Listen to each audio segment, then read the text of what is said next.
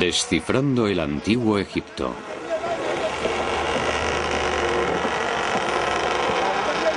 En los albores de la historia, toda una civilización se unió para construir los monumentos más misteriosos de la Tierra. ¿Por qué? ¿Qué visión les impulsó a hacerlo? Robert Buffal, escritor e investigador británico nacido en Egipto a la sombra de las grandes pirámides. Tumbas de los faraones, según los egiptólogos. Sin embargo, Buffal cree que fue una visión más grande lo que impulsó su construcción. Durante los últimos 20 años ha buscado esa visión cargada de antiguos ecos, de mitos, de estrellas. Hay algo extraordinario acerca de esta civilización. Su regularidad nunca cambió. Su arte, su religión, sus templos, sus leyes, incluso su manera de vestir nunca cambió. ¿Por qué? Porque tenía que ser así.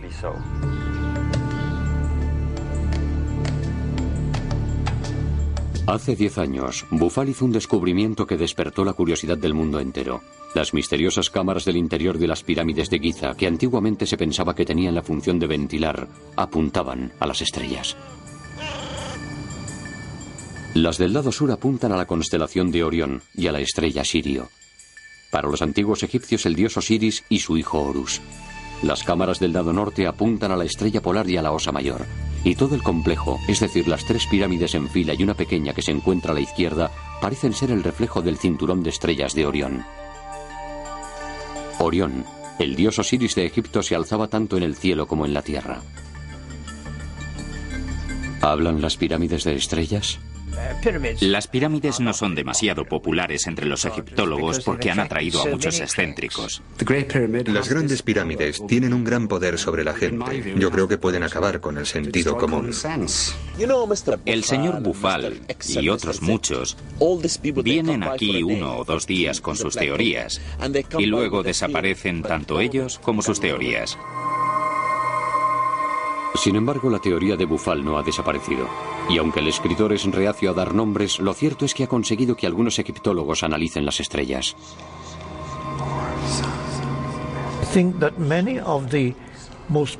Creo que las ideas más productivas son consideradas al principio descabelladas. Posteriormente, se intentan encontrar errores. Y al final, todo el mundo sabía que la teoría era cierta. El astrónomo británico Archer Roy ha descubierto una nueva rama de la ciencia, la arqueoastrología, que estudia cómo los antiguos pueblos interpretaban el firmamento y cómo expresaban su admiración mediante sus monumentos. Se valen de ordenadores para recrear los cielos del pasado para descubrir lo que pudieron significar en la antigüedad. Por desgracia, hay una tendencia entre los egiptólogos, que no tienen una gran formación en astronomía, a no creer que los acontecimientos astronómicos controlaron los acontecimientos terrestres. Lo que ocurre es que hemos dejado de observar la naturaleza. Hemos dejado de observar el cielo, el sol. La gente apenas ve amanecer en las ciudades. Ya no hay inundaciones en Egipto, son controladas por presas. No observamos la naturaleza que nos rodea. Pero los egipcios eran maestros de la observación. Por la noche veían las estrellas, veían la Vía Láctea en todo su esplendor, veían a las estrellas morir en el oeste, al atardecer. Ahí es donde las estrellas mueren, es algo que se puede observar. Por tanto, los muertos deben llegar al mundo cósmico como las estrellas, por el oeste. Egipto era profundamente consciente del universo que lo rodeaba y se sentía dominado por las leyes del orden cósmico. Este orden cósmico fue establecido al principio de los tiempos. Este orden era perfecto y mantenía la armonía y el equilibrio entre el mundo natural y el cosmos. Tal como es arriba, lo es abajo. La diosa Maat dominaba el mundo de los dioses y también el inferior. El orden cósmico, o Maat, la idea con la que los egipcios tocaron la eternidad y los movimientos lentos y majestuosos del tiempo. Los egipcios veían el mundo y el tiempo de una manera muy diferente. Nosotros corremos hacia Dios sabe dónde, siempre hacia adelante, y nunca volvemos al punto de origen. Ellos veían el tiempo en ciclos que volvían continuamente al punto de origen. Estos ciclos de tiempo quedaron grabados en el mito de la creación de Egipto. Al principio surgió un montículo de un océano de caos. Sobre él apareció el Creador, el dios del sol Ra. La primera salida de sol se produce en este montículo. Y la primera aparición de vida, con un ave mágica, un ave de fuego, el ave fénix, llega y emite el primer sonido. Así comienza el tiempo.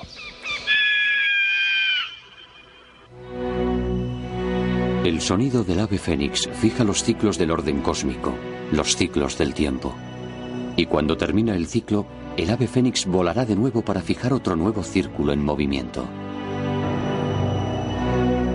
Sobre ese montículo de creación se creó posteriormente Heliópolis, la ciudad del sol, el gran centro del saber de Egipto, donde los sacerdotes formularon sus ideas del universo.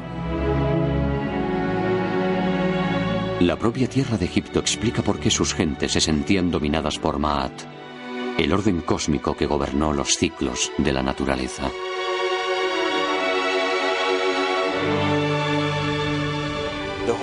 Todo Egipto sería así, de no haber sido por un milagro de la naturaleza.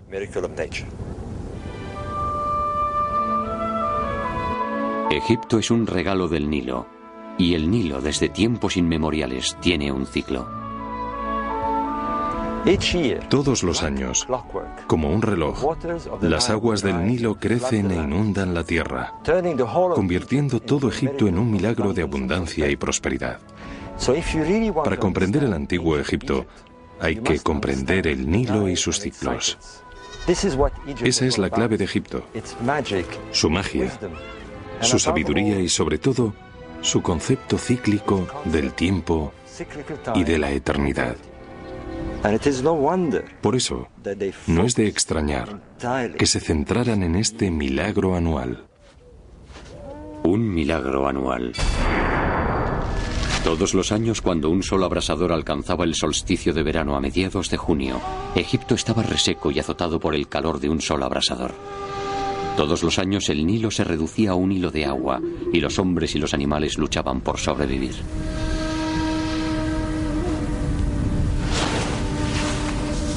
Pero los antiguos egipcios desconocían que los grandes lagos de África, llenos hasta los bordes, provocarían torrentes de agua en el norte para rescatar a Egipto.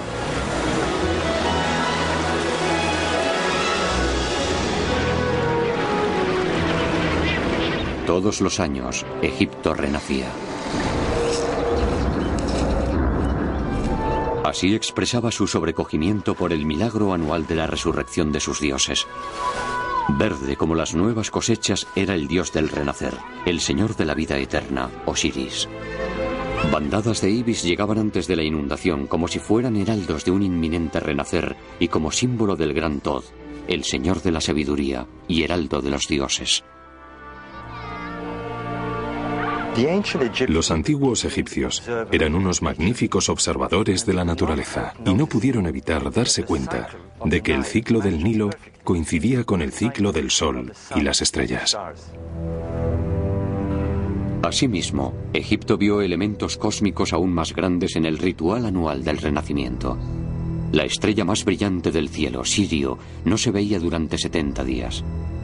Pero al comienzo del solsticio de verano, justo antes de la salida del sol y la llegada de las inundaciones, Sirio reaparecería de repente y brillaría sobre el horizonte.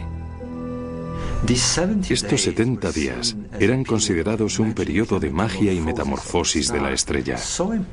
Estos 70 días eran tan importantes que cuando preparaban a las momias, las dejaban durante 70 días antes de celebrar el renacer. Y esperaban. Y por un maravilloso milagro, la estrella reaparecía cuando el sol se alzaba con el solsticio de verano y cuando la inundación se producía. No es de extrañar que esta estrella se convirtiera en la estrella del renacer, en uno de los grandes mitos del hombre. El mito del primer tiempo, el Zep-Tepi, o la Edad de Oro. Es decir, cuando los dioses dominaban la tierra y Osiris y su consorte Isis trajeron esplendor, sabiduría y conocimiento a la tierra de Egipto. Pero Set, su hermano, creció lleno de celos y sintiéndose traicionado, por lo que mató a Osiris. El mundo se sumió en un caos cuando Set cortó el cuerpo de Osiris y escondió sus trozos y su sangre por todo Egipto. Pero Isis, su fiel consorte, le buscó por cada rincón, reunió los trozos de su amado Osiris y los envolvió en lino haciendo de él la primera momia de la vida eterna. Sin embargo, no pudo encontrar el falo, por lo que fabricó un falo de oro que la fecundó con su simiente y dio a luz a un hijo de Osiris, Horus, el hijo divino. Horus se convirtió en el primer hombre dios, en el primer faraón que dominó Egipto. Todos los faraones que le siguieron se creyeron reencarnaciones de Horus.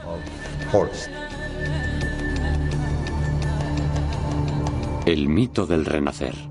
Egipto renacía cada año. Algo que también ocurría en el firmamento en esa época mágica del año cuando llegaban las inundaciones del Nilo. Era el momento mágico que esperaban todos los años. Era el gran día del renacer, con la gran constelación de Orión planeando al este y admirando el acontecimiento. Orión es Osiris, y luego se ve la constelación de la diosa Isis, Canis Majoris. Y desde dentro de esa constelación, como si del vientre de la diosa Isis se tratara, emerge la estrella Sirio, que es Horus. Horus es la estrella Sirio, la estrella del Hijo Divino. Y eso era lo que veían, el brillo de la estrella de Horus, la estrella Sirio, su luz apareciendo por primera vez al amanecer, mezclándose con los rayos del nuevo sol del solsticio de verano. La estrella renacida tras 70 días y transformada en la gloria del sol naciente se convertía en Horus del horizonte, en Ra-Horakhti. Entonces llegaba la inundación, Egipto renacía y los portales del firmamento se abrían.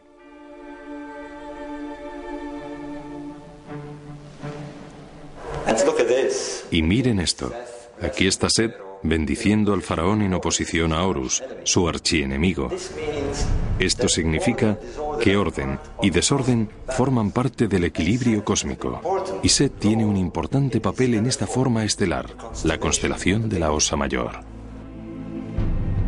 Los egipcios también la llamaban la pierna. Una de las cámaras de las pirámides de Giza apunta a ella, la de enfrente apunta a Sirio, convirtiendo este monumento en una metáfora de la resurrección, de la búsqueda de la vida eterna, cuando las almas iban al reino de Osiris y se unían a las estrellas del cielo. Pero, ¿en qué parte del cielo? Esta cámara de la pirámide parece tener la respuesta.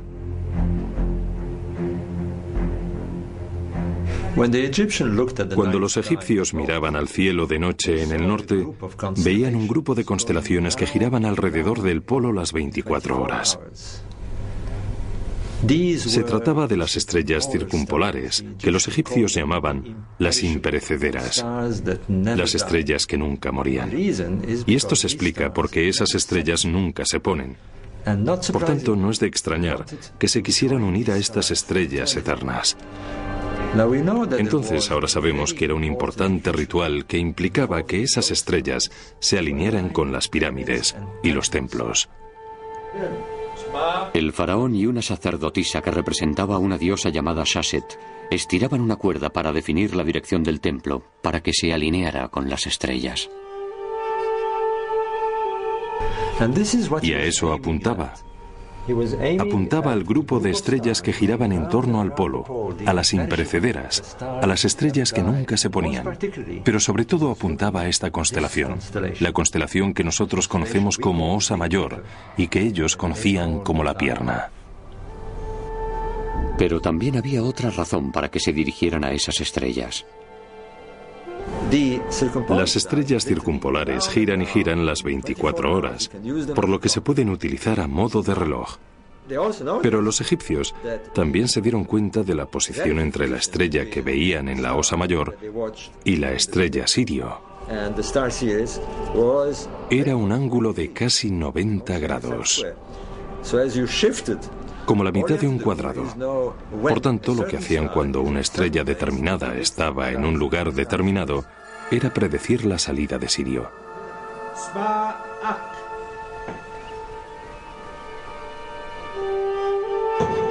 Cuando el templo estaba alineado con las estrellas, el mito, la magia y la ley cósmica se unían. Era una manera de saber cuándo se producirían las inundaciones, una manera de predecir el milagro anual que hacía renacer a Egipto. Para Bufal, redescubrir este casi olvidado ritual fue un gran avance.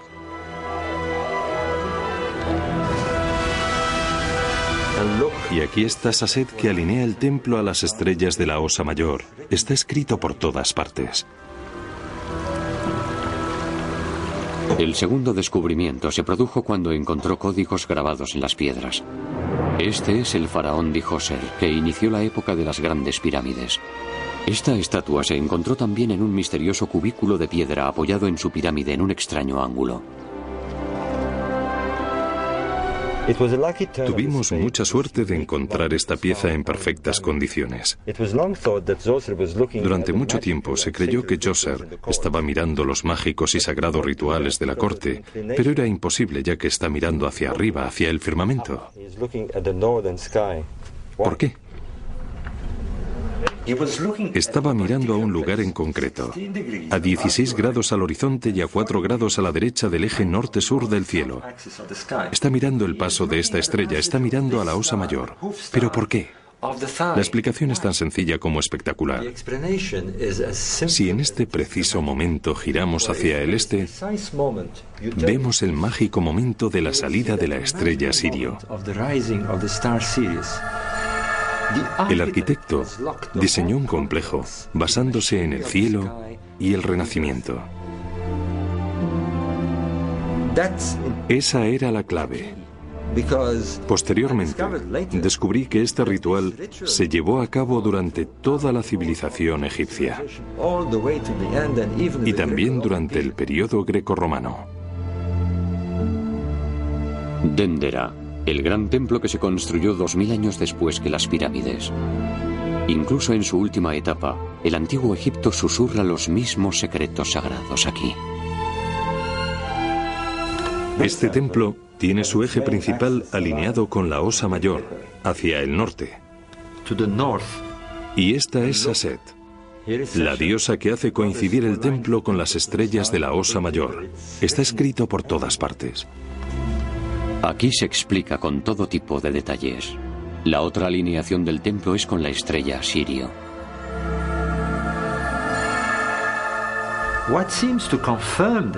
Lo que parece confirmar esto es que hay pinturas que muestran a un rey Horus con una lanza apuntando a ese lugar de la constelación. La búsqueda de Bufal coincide con la de otros que estudian cómo los reyes y sacerdotes antiguos relacionaban la astronomía con los monumentos de la Tierra. Me interesan mucho los monumentos sagrados. Por un lado tenemos el orden cósmico y por otro el orden de la Tierra, y se pueden establecer conexiones entre ellos. Tenemos ejemplos muy famosos de ello en otras culturas, como es el caso de Stonehenge, que expresa que el nivel cósmico y el terrenal se pueden comunicar.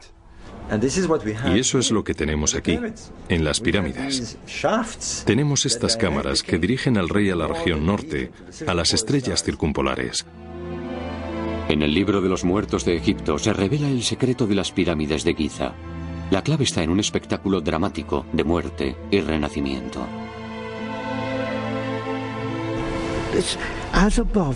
La Tierra es un reflejo del firmamento. Hoy en día Hay mucha gente que cree que eran solo antiguas supersticiones de los pueblos primitivos. Pero lo cierto es que también en esa época hubo Einsteins. Mediante la recreación de un antiguo ritual, Bufal llega a nuevas conclusiones, sobre todo en cuanto a la diosa Sashet y a las estrellas. Sashet, pero aquí está anotando los aniversarios, las grandes festividades de Heb-Sed. Sashet tiene otra importante misión: anotar los años de reinado del rey, lo que tiene unas implicaciones tremendas, ya que eso significaba que ostentaba el poder de decidir cuánto tiempo duraría su reinado, cuánto tiempo viviría, los años de su vida. Eso era lo que significaba. Esto también está relacionado con ello. El primer complejo de pirámides, la pirámide de Djoser, en Saqqara. Aquí tuvo que demostrar su virilidad y su poder. Aquí tuvieron lugar grandes celebraciones, rituales, procesiones. También vinieron princesas y sacerdotes. Era como las corridas de toros. El público esperaba al rey, que salía al final casi desnudo, con solo un pequeño taparrabos y paseándose por toda la corte, un microcosmos de Egipto. Y si podía, demostraba su fortaleza, a veces incluso corriendo delante de un toro salvaje. Entonces, las multitudes le aplaudían. Pero si no lo conseguía, si consideraban al rey viejo o incapaz, el país sufriría el mismo destino y no lo permitían. Y las consecuencias eran terribles. El sacrificio del rey también se ha dado en otras culturas. Entre los celtas, los espartanos, los vikingos e incluso entre los dinka africanos hace poco más de un siglo. En el antiguo Egipto se podía acabar muy pronto con el rey. Pero el ritual de Heb-Sed siguió siendo muy importante en Egipto y otra razón para alinear los monumentos con el firmamento.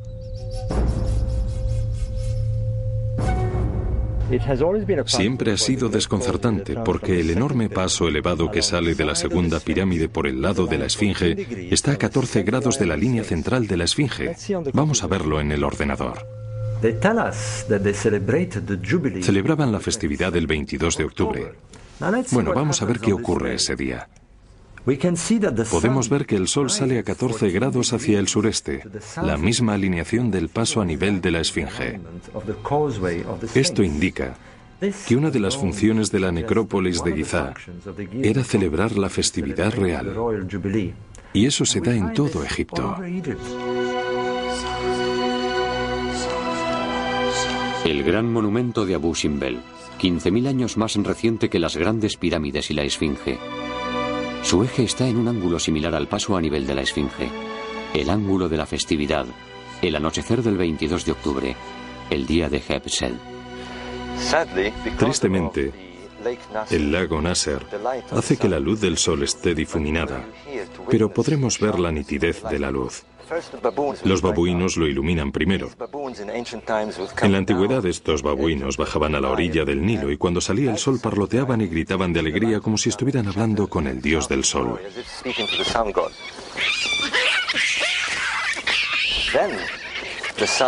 Después, la luz solar desciende y brilla sobre Ra-Horakhti y sobre el disco solar que tiene sobre la cabeza. Finalmente, la luz llega a los rostros de los 4 colosos que representan a Ramsés II, y en ese momento, la luz del sol llega a la parte posterior alcanzando también al propio faraón, Ramsés II. Y así, iluminado con Ra-Horakhti, aparece el dios del sol a la luz del sol.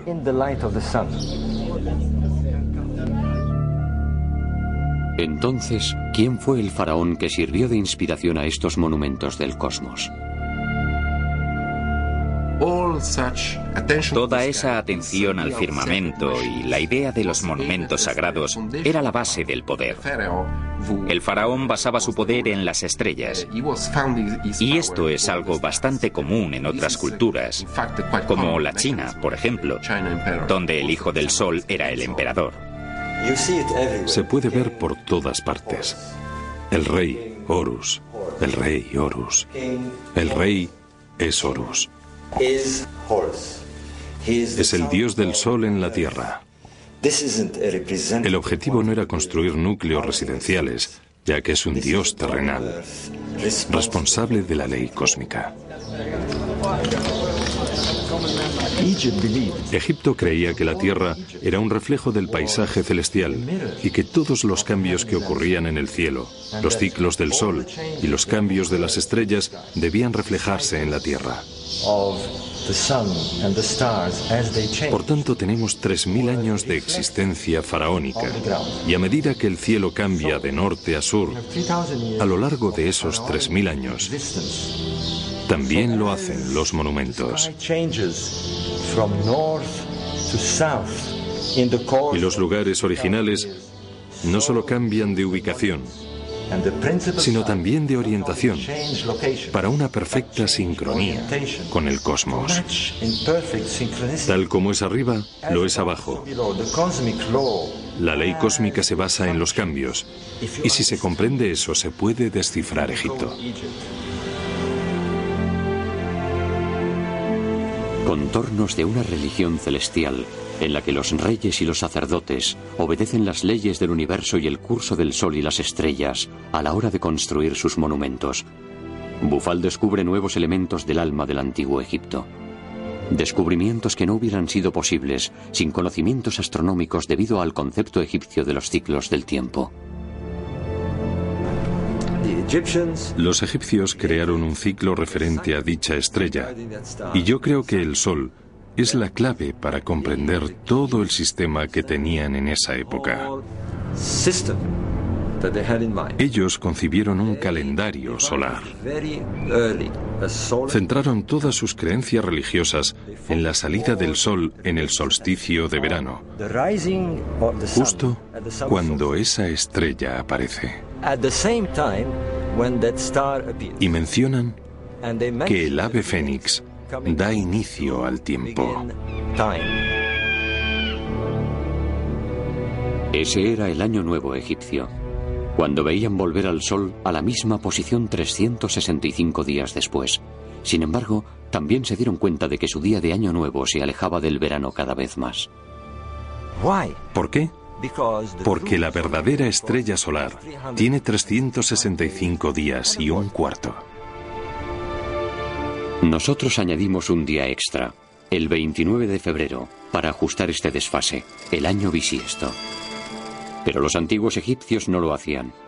Para ellos era una orden sagrada de los dioses y no se podía modificar el calendario. Por tanto, cada 4 años el día de Año Nuevo se retrasa un día, y cada 8 años, 2 días, y así sucesivamente. Eso crea un ciclo diferente de tiempo. Significa que las estaciones se ven modificadas con el año artificial o el año no preciso, y por tanto deben transcurrir cientos de años antes de que el status quo se repita. Eso es lo que se conoce como ciclo zodíaco, que evidentemente era una gran celebración. Los historiadores griegos lo denominaron ciclo zodíaco por Socis, que para ellos era Isis, de cuyo vientre surgió Ra-Horat-Ki, el día que Egipto renació. Y aunque el momento mágico de renacimiento ocurría todos los años en el solsticio de verano, el día de Año Nuevo del calendario egipcio, el nacimiento de Ra, se alejaba cada vez más. Debía transcurrir un ciclo de 1460 años, 4 años de 365 días, es decir, 1460 años para volver a su posición original, el retorno del ave fénix. El ciclo comienza el 21 de junio, cuando el sol sale por el norte. Perdiendo un día cada 4 años, cada nueva generación de egipcios veía el día de Año Nuevo después y la salida del sol más lejos del norte. A lo largo de los siglos, el Año Nuevo se acercaba cada vez más al invierno. El sol salía cada vez más cerca del sur, hasta alcanzar el solsticio de invierno después de 730 años. Y después volvía al norte, y el Año Nuevo se empezaba a acercar de nuevo al solsticio de verano. Completaba el ciclo 1460 años después. Es el encuentro del Sol con la estrella Sirio y el desbordamiento del Nilo. Pero, ¿qué ocurría entonces? Por los griegos que visitaron Egipto en el último período, sabemos que el principio o fin de ese ciclo, que los griegos conocían como ciclo zodíaco, fue en el año 139. Tenemos una fecha de referencia, el año 139 después de Cristo. Los romanos describen Egipto en una explosión de celebración. Había empezado otro ciclo, 1460 años antes, en el 1320 a.C. 730 años antes, el día de Año Nuevo había caído en el solsticio de invierno, en el 2050 a.C. Por tanto, otros 730 años nos situaría en el 2780 a.C. ¿Qué ocurría en esas fechas? Bueno, en el año 2780 a.C. vemos una gran actividad, una explosión de construcción. Se construyen pirámides en el norte, el templo de Heliópolis, la ciudad de Memphis, los templos solares de Abu Ghorab. Siglos antes, la capital de Egipto se había trasladado de Hieracómpolis, en el sur, al norte. Fue entonces cuando comenzó la época de las grandes pirámides. Aquí empezó todo. En el 2800 a.C. hubo una fiebre de construcción, una explosión que transformó todo el paisaje. Y este es el primer complejo de pirámides en la historia de Egipto. El complejo era un recinto amurallado lleno de protuberancias, entradas y paneles. Si se cuentan los paneles de los 4 lados de la muralla, vemos que hay 1460. El ciclo del Fénix zodíaco. ¿Puede tratarse de una coincidencia?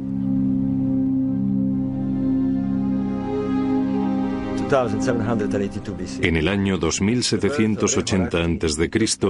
tuvo lugar el nacimiento de Ra-Horakhti, en el solsticio de verano, cuando el sol salió en el extremo norte. Esto significa que en 730 años, el día de Año Nuevo coincidirá con el solsticio de invierno en el sur. Y si es cierto que los antiguos egipcios creían que su tierra era el reflejo del firmamento, debería haber un centro en el sur, construido 730 años después, tras el establecimiento del calendario, es decir, en el solsticio de invierno. ¿Y qué encontramos allí? El centro de Karnak, que se empezó a construir en el año 2050 a.C., justamente 730 años después del establecimiento del calendario. Y vemos que su eje apunta al solsticio de invierno.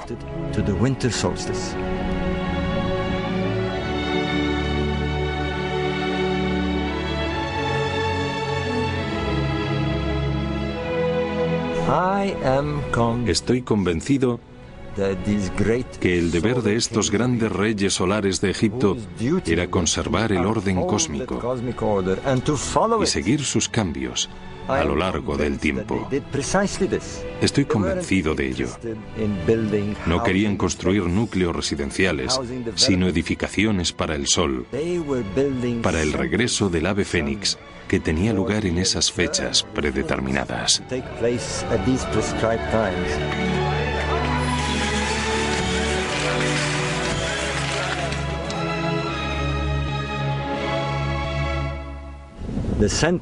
La construcción del centro de Karnak empezó en el año 2050 a.C. Y si añadimos 730 años, nos situamos en el 1320 a.C. Deberían producirse algunos acontecimientos mayores, como que un faraón trasladara la capital del sur al norte. ¿Y con qué nos encontramos?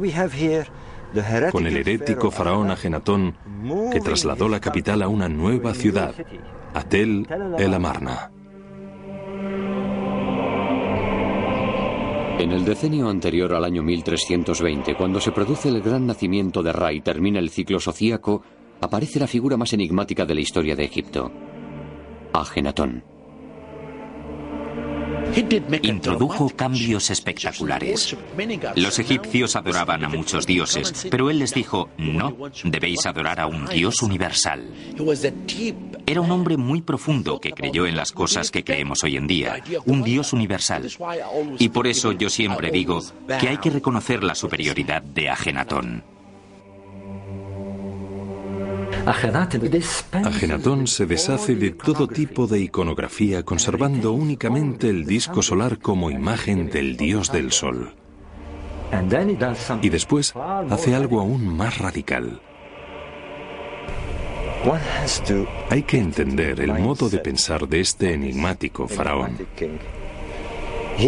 Ha habido 1400 años de espera para que se reinstaure por sí mismo el orden cósmico. Y él es el elegido. Es el faraón que nace en esa época. Debía de creer que era una especie de Mesías solar, el responsable de reinstaurar el orden. Esa fue la gran visión de Ajenatón, y quería hacerlo con tal fervor que fue contra todos sus consejeros y se llevó a todos los sacerdotes, a toda la nobleza y a toda su familia en un éxodo masivo a una nueva ciudad, Tel el Amarna, donde manda construir un templo en honor al dios solar, el Atón. ¿Podría el ciclo sociaco que se acercaba a su fin haber inspirado la revolución de Ajenatón?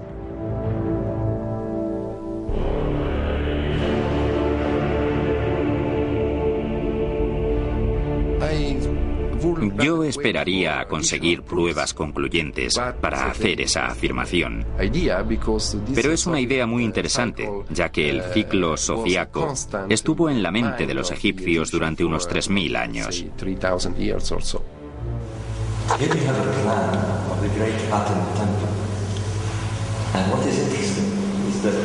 Lo más interesante son los 730 altares, de nuevo el número sociaco.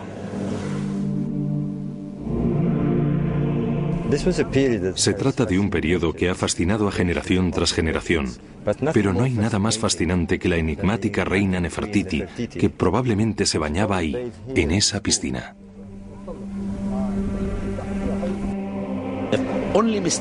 El único error que cometió Ajenatón fue hacer que los egipcios adoraran al nuevo dios a través de su imagen.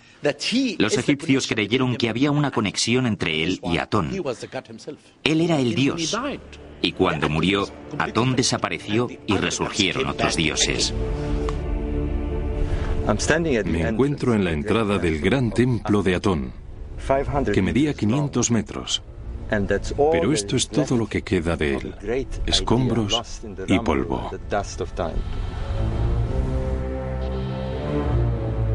El año posterior a la muerte de Ajenatón es el 1320. Es una época de revueltas, de luchas civiles e incluso de invasiones. La ideología sociaca parece desvanecerse. Sin embargo, hay otro fenómeno que lleva a Bufal a conclusiones bastante controvertidas sobre el antiguo Egipto y su percepción de las estrellas.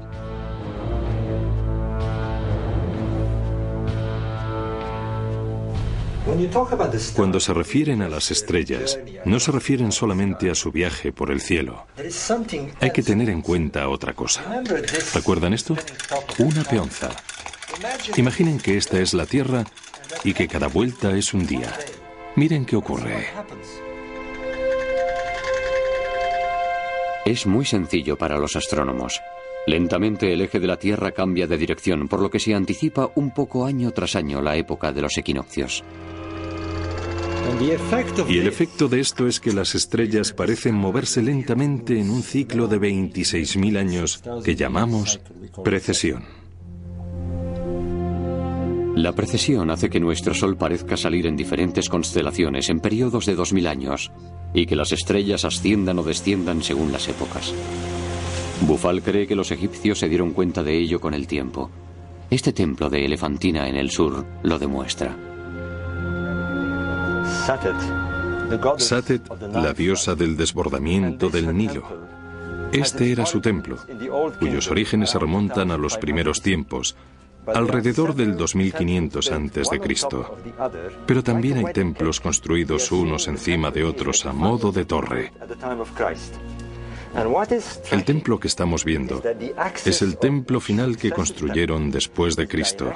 Lo más interesante es el eje de los templos sucesivos, ya que se dirigen a la estrella Sirio, lo que demuestra su obsesión por dicha estrella y cómo la observaron en las diferentes épocas. Se puede ver en Dendera o en el templo de Karnak. Aquí también se puede apreciar cómo el eje del templo cambia en la dirección de la estrella del norte.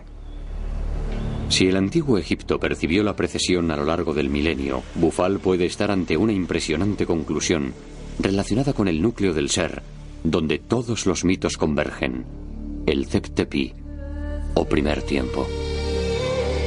El antiguo Egipto creía que aquí es donde todo empezó, el montículo de la creación. Pero, ¿cuándo empezó? Hay una gran controversia sobre la época de la Esfinge. Algunos creen que es miles de años más antigua de lo que se pensaba, pero de lo que no hay duda es de hacia dónde mira. Mira hacia el este, donde el sol sale en el equinoccio. Evidentemente es un fechador de tiempo, pero un tiempo inicial, el comienzo de los tiempos, el Zep-Tepi, cuando el rey león de la tierra miró a los leones cósmicos y al sol del firmamento en el año 11.500 a.C. 11.500 a.C. Los astrólogos llamarían a esta época la época de Leo, porque el sol salió en esa constelación. Y si el antiguo Egipto creía en la idea de tal como es arriba, lo es abajo, el león de la tierra miraría al león del firmamento. La idea de ser un león. Las inteligentes personas que construyeron estos monumentos eran muy inteligentes y no hicieron nada al azar. Tuvieron mucha lógica de acuerdo con sus creencias. Siempre la tuvieron. Y hay más cosas que demuestran que construyeron escenarios increíbles. ¿Recuerdan la precesión? 11.500 a.C., época en que Sirio apareció por primera vez en tierras egipcias en el mágico día del Renacimiento. De esto hablaban los egipcios cuando se referían al primer tiempo y a la llegada del Fénix para crear el ciclo del tiempo.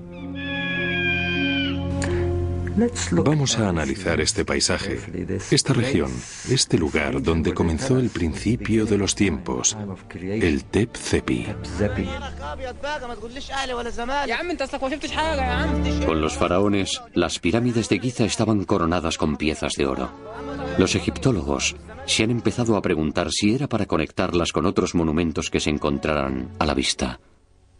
El padre de la astronomía, el griego Euxodo, describe una torre enorme donde los sacerdotes egipcios iban a observar las estrellas, en un lugar conocido antiguamente como Letópolis, a unos 30 kilómetros al norte de las grandes pirámides. Su diagonal apuntaba al gran templo de Heliópolis. Las tres formaban un triángulo recto, visible día y noche, ya que el sol y la luna iluminaban sus extremos dorados. Imaginen que están en Letópolis en aquella época, en el año 11.500 a.C., y que se encontraran mirando al sur. ¿Qué verían? Un paisaje muy parecido al del cielo, el Nilo alineado con la Vía Láctea, las tres estrellas del cinturón de Orión justo en el mismo ángulo, y en la misma configuración que las pirámides de la Tierra. Y al este, esto es lo que habría. La constelación de Leo. Este Orakti en el cielo justamente sobre el templo de Ra Orakti. Y un poco más tarde se vería el sol resplandecer sobre el templo. Todo no puede ser coincidencia. El firmamento, encerrado en la imagen de un increíble y distante pasado. Bufal tiene todavía más razones que apuntan al año 11.500 a.C. Para los antiguos egipcios, los 70 días en que la estrella Sirio desaparecía del cielo eran cruciales. Momificación. Todo Egipto esperaba el momento del renacer durante esos 70 días. Ahora veamos qué ocurre en el cielo durante esos 70 días. El sol está aquí, en esta posición en Leo, cuando la estrella renace al amanecer. Pero vamos a ver qué pasa 70 días antes. Todo el paisaje solar parece escabullirse a medida que hacemos retroceder al sol. Estaría por aquí, en el lado oeste de la Vía Láctea. Si la teoría de tal como es arriba lo es abajo se demuestra, el oeste de la Vía Láctea nos debería llevar al oeste del Nilo. Si esta teoría es correcta, estas tres estrellas representan a las tres pirámides de la Tierra. Sabemos que las pirámides están a unos 950 metros de distancia. Si utilizamos la misma escala, esta distancia debería ser unos 9,5 kilómetros. Por tanto, deberíamos encontrar algún templo del sol, algún puerto donde el sol esté a punto de atravesar la Vía Láctea e ir hacia la constelación de Leo, el templo de Orakti en el cielo. Pues bien, vamos a ver lo que hay en la Tierra.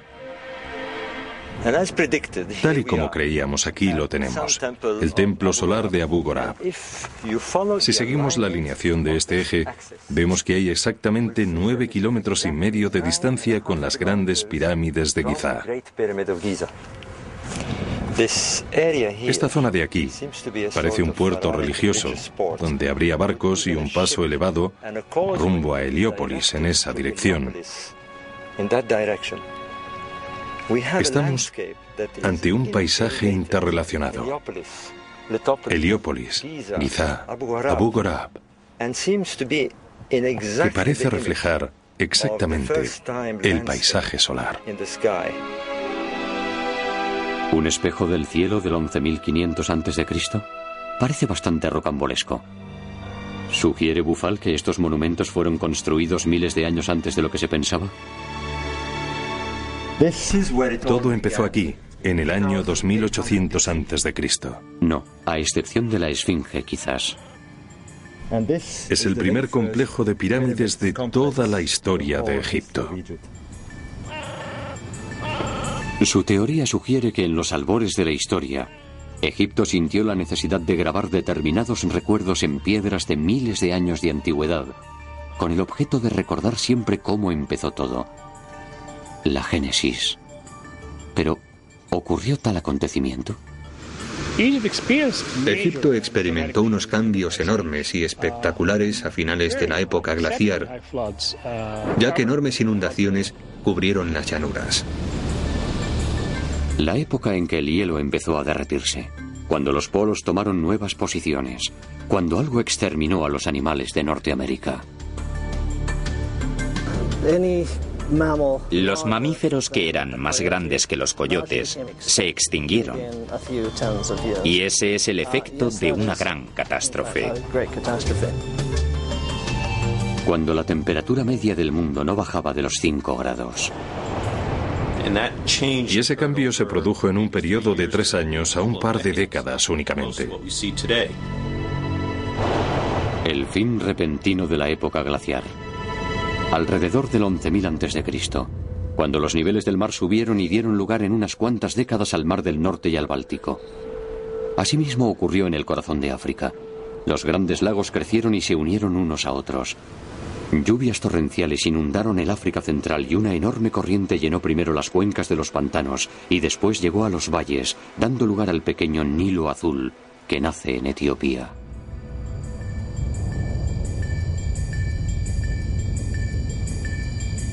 Donde hoy está la ciudad de Jartum, el Nilo azul y blanco confluyeron en un río que iba a dar forma y destino a Egipto alrededor del año 11.000 a.C.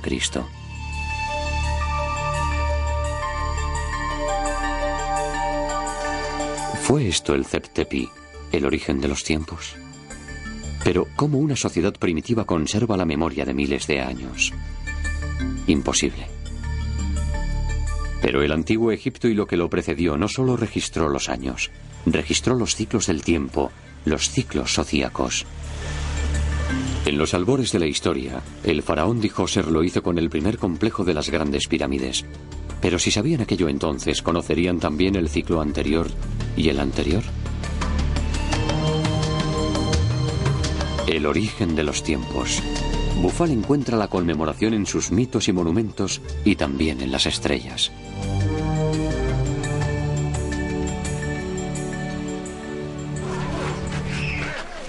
Alejandría, al principio de nuestro tiempo.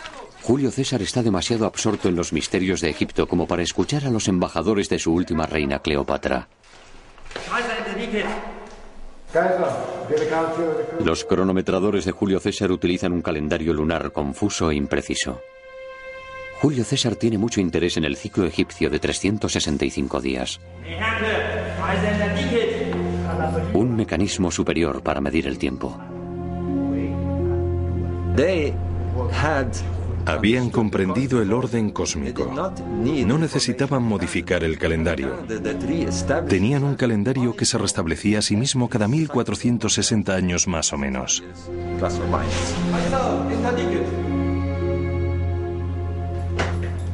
César termina dando nombre a los meses que hoy conocemos, diciembre, enero, y adopta el calendario egipcio, pero no completamente. Toma los 365 días y un cuarto y seguimos ajustando ese desfase.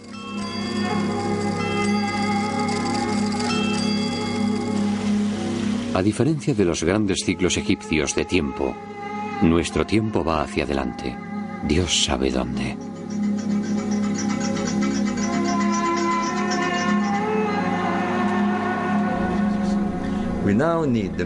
Ahora necesitamos el sonido y la luz para evocar la grandeza de un pueblo que quiso construir el cielo en la tierra. Hoy apenas alcanzamos a ver las estrellas y mucho menos la Vía Láctea. No disfrutamos de su magia. Nos hemos robado a nosotros mismos la grandeza que un día tuvimos.